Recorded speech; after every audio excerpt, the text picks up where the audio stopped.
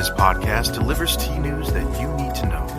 A recap of the week's major headlines with commentary and cultural trends hosted by Dan Bolton. It is the voice of origin for tea professionals and enthusiasts worldwide. Think of us as a digital caravan of storytellers bringing authentic, authoritative, exotic, and exclusive stories to you weekly from the tea lands. Each week, the Tea Biz podcast summarizes news with the greatest impact on the tea industry.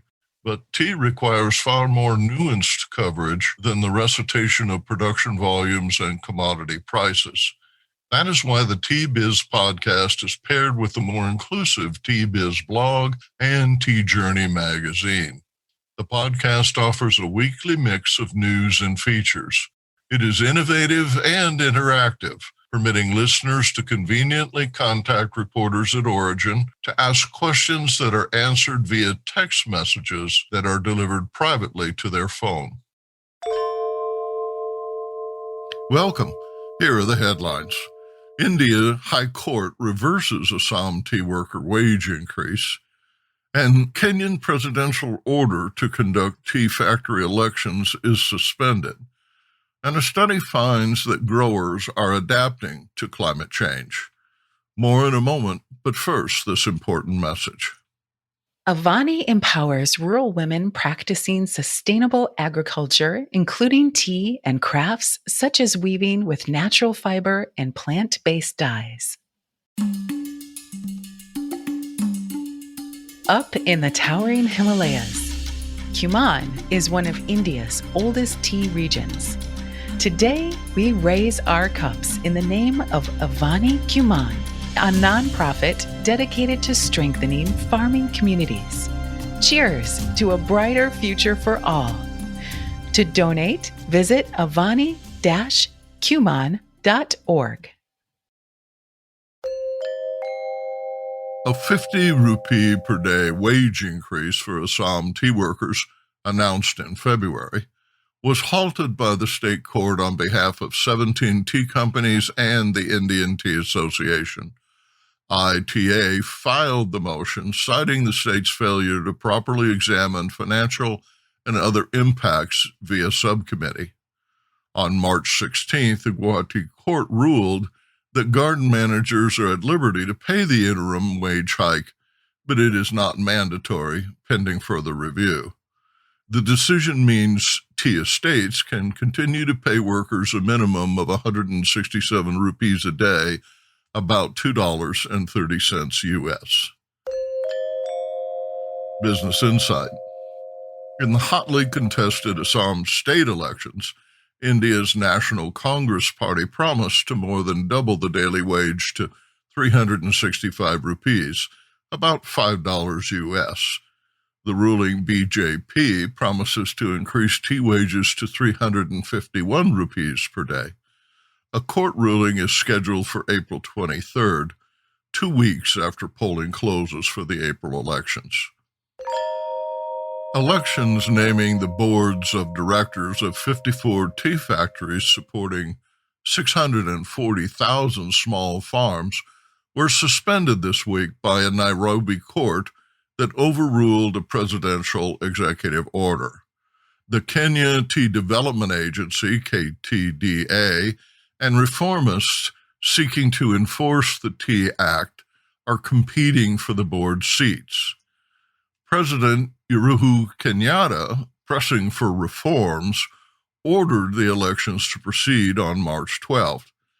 KTDA responded by filing a motion to stop the elections. The Tea Act, signed in December, reestablishes the Tea Board of Kenya with orders to streamline the sector.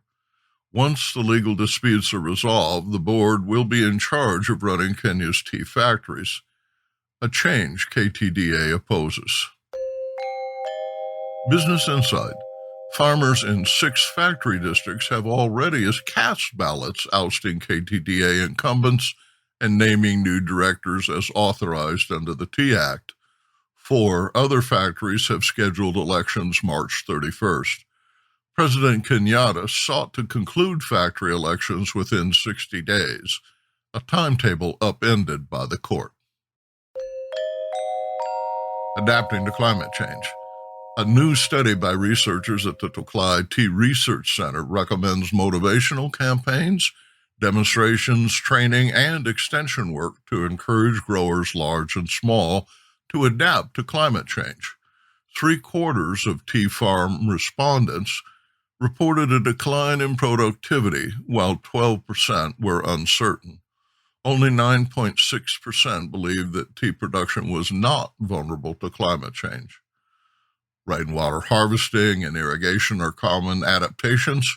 Others include mulching to conserve soil moisture, reduce surface runoff, and soil erosion while lowering soil temperature. Reforestation, wildlife preservation, and the construction of wind barriers are also named. Quote, there is increasing evidence that climate change will strongly affect tea cultivation, end quote, concludes the study of growers in Assam, the world's top tea-producing region. India's Konur tea auction recorded the lowest volume offer of the year due to recent frost. Here is this week's tea report. The focus is still on the south this week. Sale 11 in Kochi saw more upcountry buyers. The average price realization for orthodox Nilgiri leaf tea stood at a healthy 163 rupees. Kunur saw average prices go up by about 1 rupee, which has already discouraged buyers. About 30% of the tea on offer remained unsold. Orthodox green and black tea continues to do well, earning between 200 and 300 rupees per kilo, with one Broken Pico grade black tea from Pinewood Estate crossing the 300 rupee mark. There was no sale in North Indian auctions. Q-Trade Teas works with tea purveyors at every scale, from promising startups to the world's largest multinational beverage brands in the hot, iced, and bottled tea segments. With U.S.-based formulation, blending, and packaging services, Q-Trade can help you innovate, scale up, and grow your specialty tea brand. For more information, visit our website, qtradeteas.com.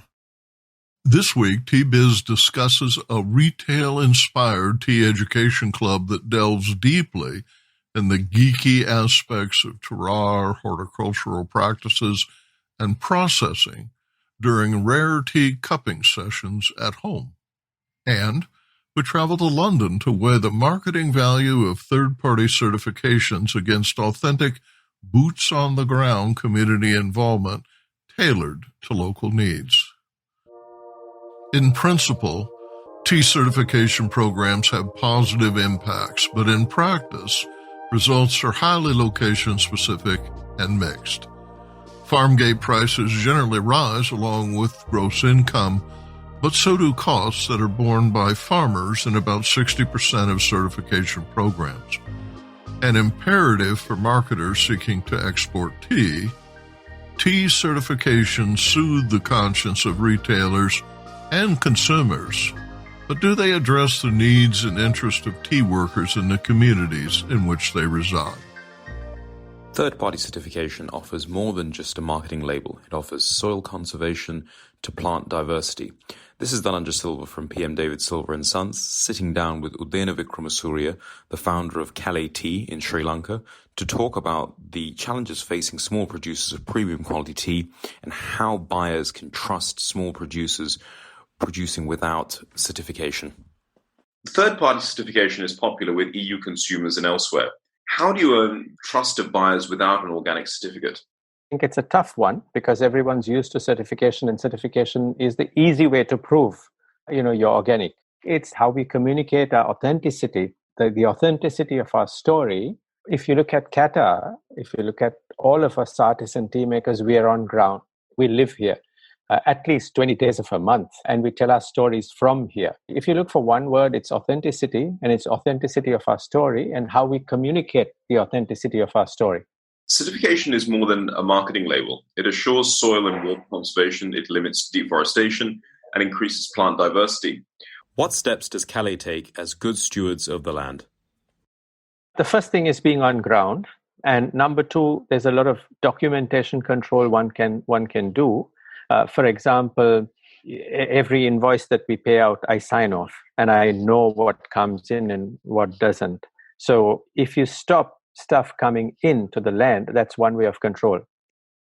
First is creating the forest ecosystem. 2 is building the soil. And three is having documentation and physical input material control to ensure that what shouldn't come into the site doesn't come. Udena, what are the most pressing challenges facing small producers of premium quality tea? The very, very first is marketing. How do we get our teas out there? So marketing is the biggest, the key issue that stops good Ceylon artisan tea products reaching the market and reaching the consumer. The second is how we change the mindset of everyone around us to say the ecosystem is critical and good leaf is critical, because good quality tea is made on the soil in the land. And how do you really manage your bushes? How do you pluck good leaf? Is this a second key aspect? So the first is marketing, getting our product out, and the second is how we source, how we grow and source good quality raw material, i.e. tea leaves. New York's tea-drunk tea house is normally bustling with tea lovers gathered to sip and learn. Since opening in 2013, founder and first-generation immigrant Shunan Teng, an accomplished speaker and educator, taught by example, telling stories of her annual buying trips while pouring tea for customers. Last March, Teng, who normally spends 3 months a year with heritage growers in China, was grounded. Worse yet, her thriving business was locked down. Shunan, what inspired you to create the online educational tea club, a $50 per month subscription service that delivers tea samples to homebound tea lovers? When the pandemic hit, it was mandatory close down, so we couldn't really share tea with our guests anymore in person. There was this need to somehow stay connected with our guests and offer tea lovers this kind of tasting experience. Because like you mentioned earlier, tea is a shared experience. We always had an educational tea club. But before, what we did was that we sent people extensive writings on the teas. Since the onset of the pandemic, tea retailers have created many virtual tea experiences. How does your program differ from their other online courses? Everybody was, trying to create content virtually. Decided to create these tea cards that bring a lot of the essential information about the origin, the cultivar, and also the processing of the tea. We supplement that with 2 virtual tastings that we host each month. So our tea club actually has 2 tiers: the true origin Chinese tea. So these are our historically famous teas. And then we also have a higher tier. Those are the ones that a lot of teas are to be had once in a lifetime. They represent some amazing vintages. You described a growing level of consumer awareness and appreciation for heritage tea, and interest in what you called geeky aspects of cultivation and production of ancient teas. The core competence of Tea Drunk as a company is our tea. We don't do just any tea. Gimmicky terms such as like fair trade, even organic, and single origin, these terms don't really apply to the tea industry. We specialize in historical and historically famous tea. Wine. We have a long history of drinking tea. But what that means is that there is so much that we already know about tea that has been highly sought after by generations of connoisseurs. What we are experiencing is in connection with what the past connoisseurs have kind of passed down to us. When I talk about where the tea comes from, I don't mean something, say, I drink Chinese tea versus, say, Japanese tea. Or people say, oh, I like teas from Yunnan. So terroir is only part of what we always talk about in depth with our members. So basically all the external environment that might affect the tea tree itself. from the slope or the direction of the sun, the different temperature differences, how the sunlight are actually dispersed.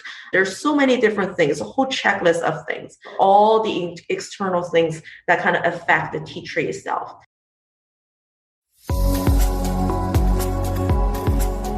Intrigued by what you heard in today's podcast? Would you like to learn more from our global network of Tea Biz journalists and tea experts? Contact them direct through Subtext, a private message-based platform. Avoid the chaos of social media and start a conversation that matters. Subtext message-based platform lets you privately ask meaningful questions of the tea experts, academics, and Tea Biz journalists reporting from the tea lands. You see their responses via SMS texts, which are sent direct to your phone. Visit our website and subscribe to Subtext to instantly connect with the most connected people in tea. Remember to visit the Tea Biz website for more comprehensive coverage. That's www.t-biz.com.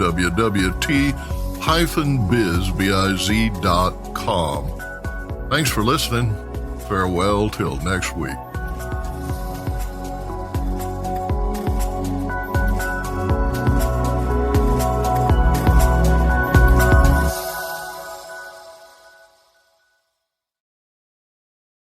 Hey there! Did you know Baker's always gives you savings and rewards on top of our lower-than-low prices? And when you download the Baker's app, you'll enjoy over $500 in savings every week with digital coupons. And don't forget fuel points to help you save up to $1 per gallon at the pump. Want to save even more? With a Boost membership, you'll get double fuel points and free delivery. So shop and save big at Baker's today. Baker's, fresh for everyone. Savings may vary by state. Restrictions apply. See site for details.